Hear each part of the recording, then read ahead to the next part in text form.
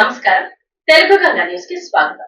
NCPI Telangana రాష్ట్ర ప్రథమ మహాసభలు ఈ నెల 26, 27 మరియు 28 తేదీల్లో వరంగల్ శివనగర్ కన్వెన్షన్ హాల్, పోగుల ఆగయ్య నగర్ లో జరుగుతున్న సందర్భంగా రెండవ రోజు మంగళవారం రైతు ర్యాలీ, భారీ ప్రదర్శనలు జాతీయ ఉపాధ్యక్షులు మర్రెడ్డి వెంకటరెడ్డి వరంగల్ పోచమ్మ మైదానంలో జెండా ఊపి ప్రారంభించారు. అనంతరం ఆయన మాట్లాడుతూ కేంద్ర ప్రభుత్వం రైతు వ్యతిరేక విధానాలను అవలంబిస్తూ రైతులకు ఇవ్వాల్సినటువంటి రుణమాఫీలను ఎత్తివేసే కుట్ర చేస్తుందని వారు ఆవేదన వ్యక్తం చేశారు. ఒక ప్రక్క జై కిసాన్ అని అనుకుంటూనే దాదాపు దేశంలో 7 లక్షలకు పైగా రైతులు ఆత్మహత్యలకు ప్రభుత్వం కారణమైందని వారు ధ్వజమెత్తారు. రైతు లేనిదే రాజ్యం లేదని, రైతే రాజు అని పెద్ద పెద్ద ఉపన్యాసాలు ఇచ్చే నాయకులు రైతుల చావుల మీద రాజకీయాలను చేయడం తప్ప వారి కుటుంబాలకు ఎలాంటి అండదండలు అందించకపోవడం సిగ్గుచేటున్నారు. ఢిల్లీ నడుబొడిలో దేశ రైతులందరూ కేంద్ర ప్రభుత్వంపై 13 నెలల పాటు పోరాటం నిర్వహిస్తే వాడ చావులకు కారణమైన కేంద్ర ప్రభుత్వం కనీస నివాళులర్పించకపోవడం దుర్మార్గమన్నారు.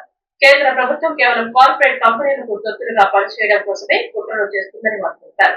ఇలాంటి విధానాలను అన్ని వర్గాల వారు పెద్ద ఎత్తున వ్యతిరేకించాల్సిన అవసరం ఉందన్నారు.